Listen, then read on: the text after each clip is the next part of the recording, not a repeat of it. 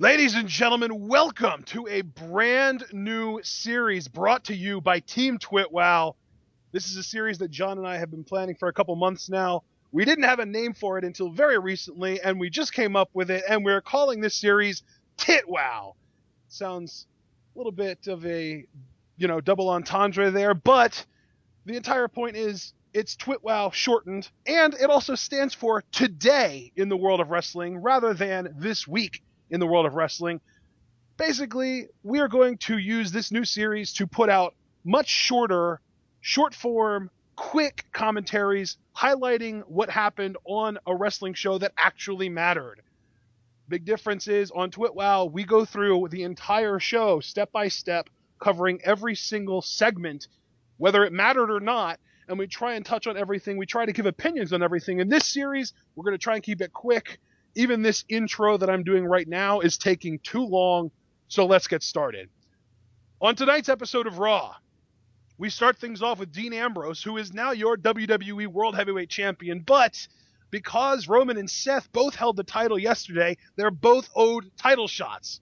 So what do we get? Shane McMahon comes out. He sets up a match between Seth and Roman, and that's your main event tonight. Seth Rollins, Roman Reigns for the number one contendership.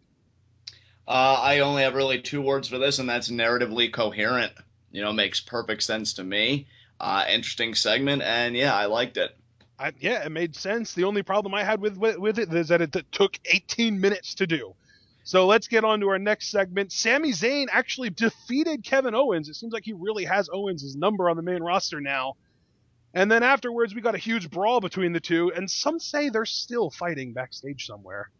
Destined to do this forever. This was a lot of fun.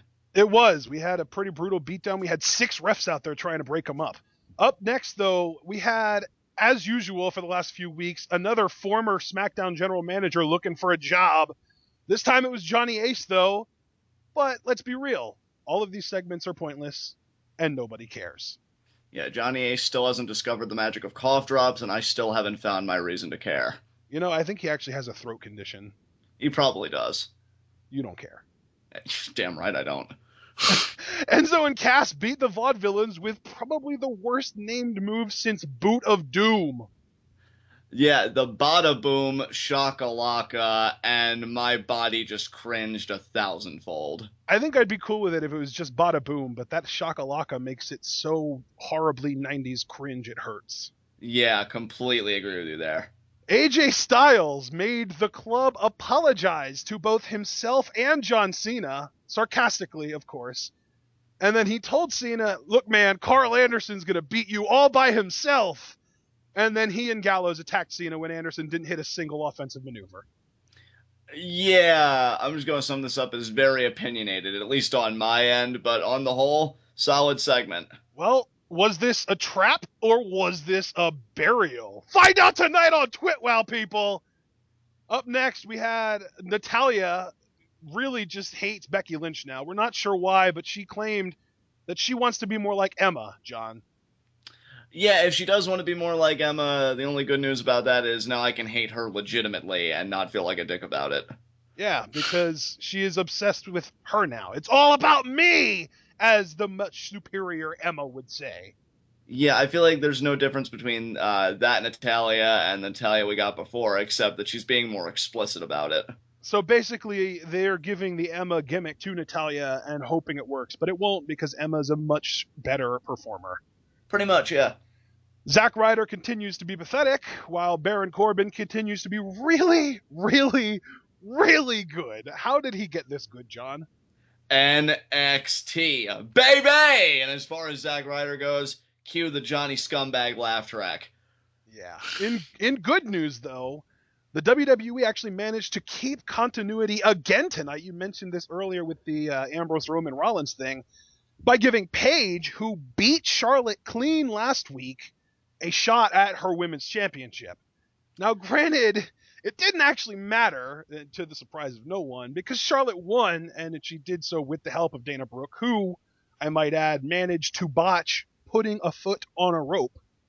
But the good news is, after the match, we got the return of Sasha Banks. Yes, which was glorious. Dana screwing that up, best protege ever, my ass. And as far as the continuity goes, pleasantly surprised to say the least. Yeah, it was pretty good continuity. I was surprised to see that we were going to get that women's championship match tonight when they announced it earlier, but as I said, it didn't matter. Charlotte won, cheating as usual. It's just, female now instead of Ric Flair. And in that breath, however, after Sasha's return, Paige decided, I really don't want the title that much anyway. Sasha should have it. And she held Sasha's hand up in praise while Sasha held the title up. Yeah, good move by Paige there. Keeps her as a babyface, and we'll see where she goes from here.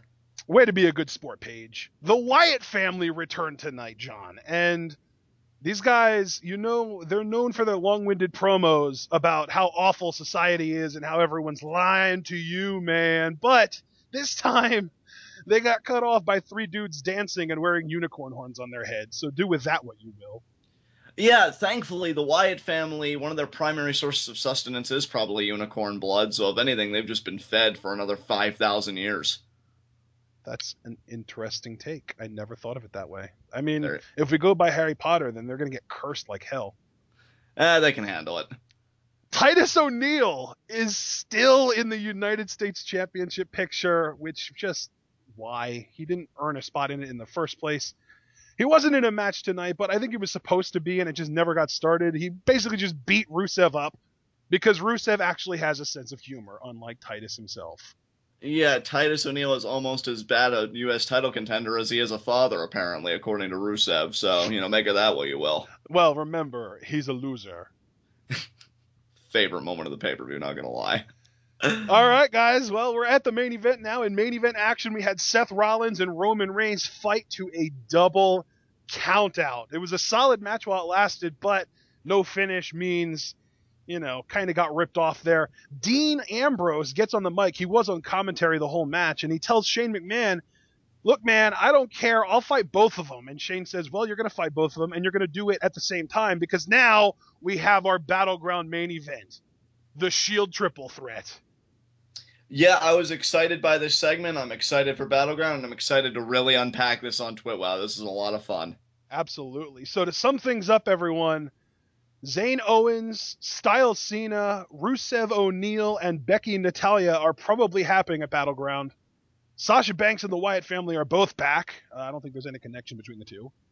And finally, the Shield triple threat that everyone has been begging to main event to WrestleMania is going to be the main event of Battleground. Be careful what you wish for, folks.